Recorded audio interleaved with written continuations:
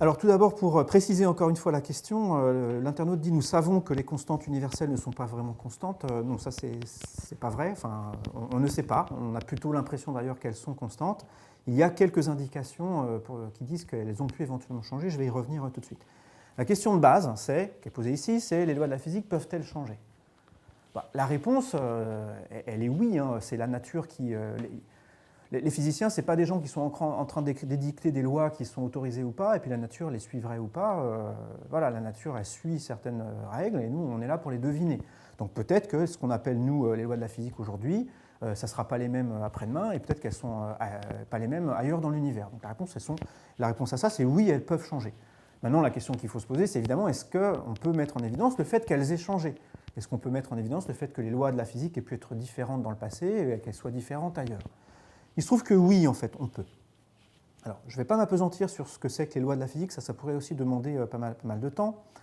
Donc je vais vraiment éluder cet aspect-là, mais dans les lois qu'on écrit dans la physique, il apparaît toujours des constantes, des grandeurs qu'il revient de déterminer de manière expérimentale. Par exemple, quand on fait de la relativité, une grandeur essentielle, c'est la vitesse de la lumière.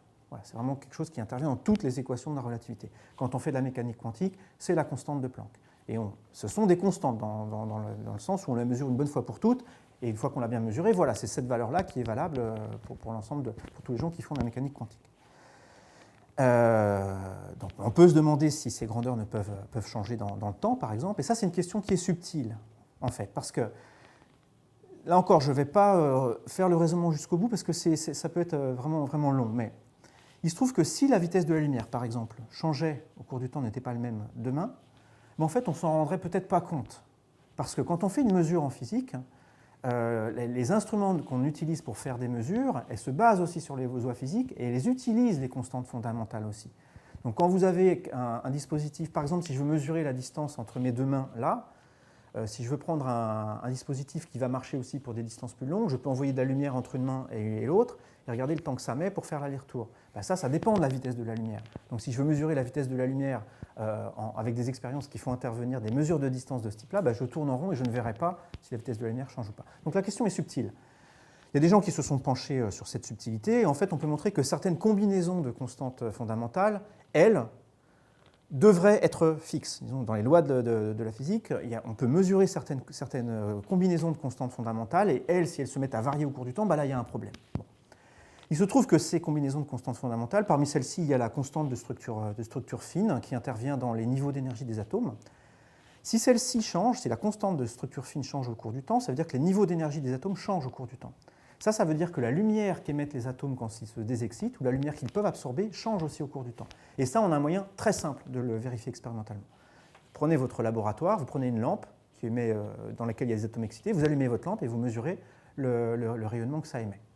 Alors sur Terre, on n'arrive pas à mettre en évidence du tout des variations de la constante de structure fine, donc des variations de la manière dont l'atome se comporte, mais quand on regarde des atomes qui sont très loin dans l'univers, là on voit l'univers tel qu'il était il y a des milliards et des milliards d'années, et il y a eu parfois des gens qui ont observé des choses bizarres et qui se sont dit, bah oui, tiens, là je vois une raie d'absorption dans un nuage d'hydrogène qui est vraiment bizarre et qui s'explique bien si effectivement les lois qui régissent tout ça étaient différentes à cette époque-là.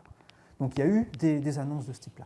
À ma connaissance, toutes ces annonces ont été revues, démenties. On s'est aperçu qu'en fait, il y avait d'autres effets qui pouvaient expliquer ça. Mais la question reste ouverte. Hein. Donc j'ai envie de répondre de manière concise à tout ça. Oui, elles peuvent changer, les lois, mais on n'en a pas vraiment encore de preuves directes. Et les gens continuent à chercher ça.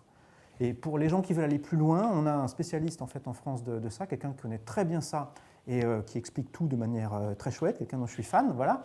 Vous pouvez consulter, chercher sur Internet Monsieur Uzan, qui est chercheur à l'IAP, qui a écrit des choses précisément sur ce domaine-là, la variation des constantes fondamentales. Vous pouvez même probablement lui écrire, il est gentil, là, il va peut-être m'en vouloir si je dis ça. Mais, donc voilà, c'est quelqu'un qui vous donnera beaucoup de réponses sur ce point-là.